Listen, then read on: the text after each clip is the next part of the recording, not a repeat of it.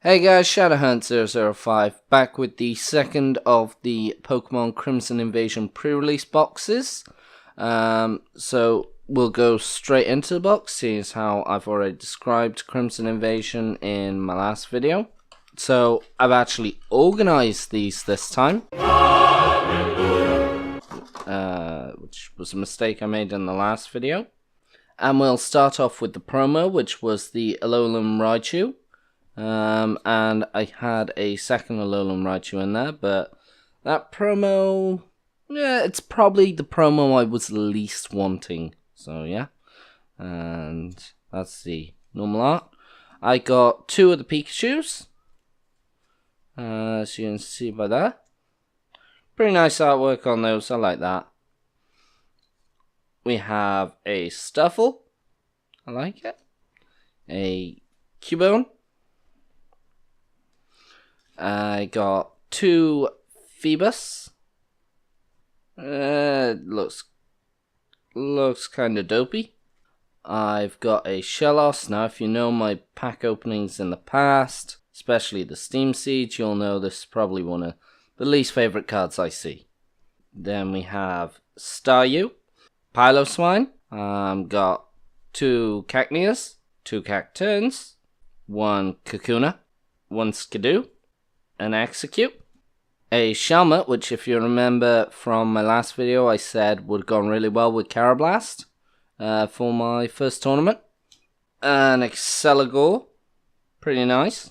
I did actually pull a Carablast as well, a Jigglypuff, which is cool because it's got the Ultra Wormhole in the background there, two Houndours, two Jangmo-o, two Spoinks, two Salandites. Now, I did pull more Ghastly, but I used the rest in my deck. You know, what with that Gengar ability, we all knew I was going to put that in.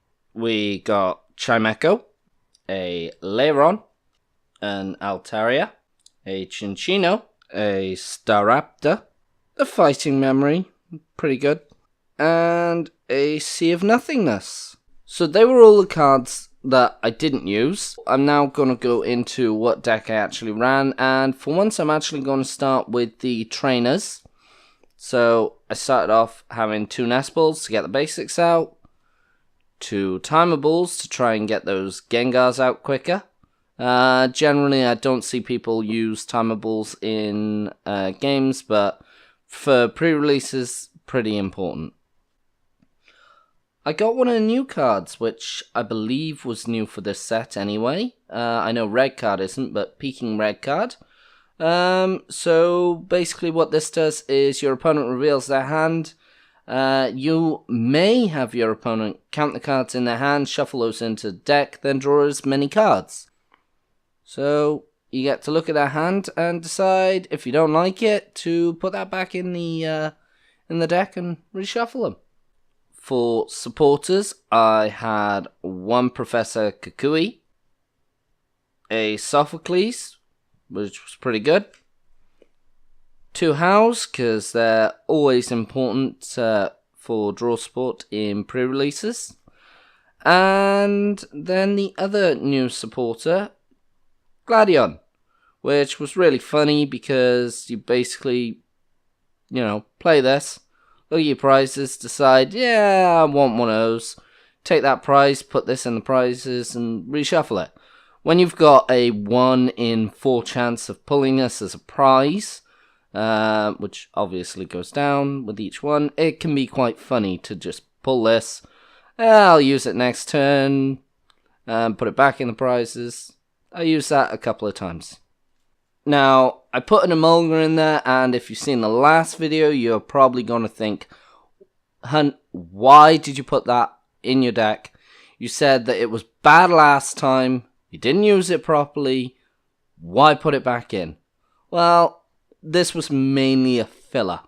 Just had to put it in there. And it wasn't that the energy catch is bad, it's just the fact that I didn't play it correctly last time. I put Minccino in there. And the reason being is because I put Chinchino in there. I've already told you about that amazing plea in the last video, how we all had a laugh about it. It actually came in handy with getting some cards back into my hand, which I could play, items and supporters mainly. And yeah, as I said, it did really well for me. Another return from the last video was the mill tanks with that Moo Moo Malt.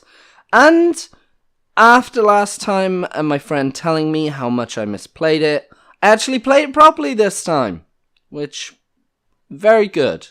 Especially with the card which I use the most, which will be at the end.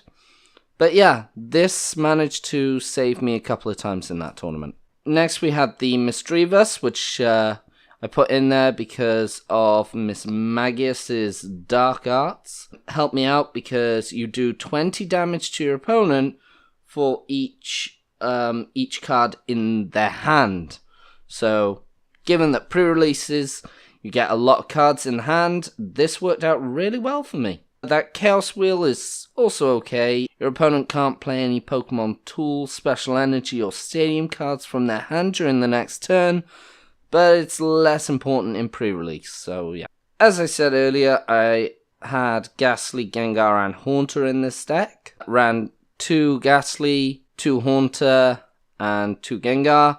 I think I managed to get both these Gengar out once, so when they attached the energy, that was doing 40 damage, purely for attaching an energy. So I was pretty happy with that. I also put in a Regirock, mainly because of that tough swing. It helped me out a few times, so yeah. And then I had probably the best card I pulled, which was Buzzwole GX. It did really well in the pre-release tournament. It actually got me to win the tournament altogether. The funny part is I was not planning on adding this card to my deck.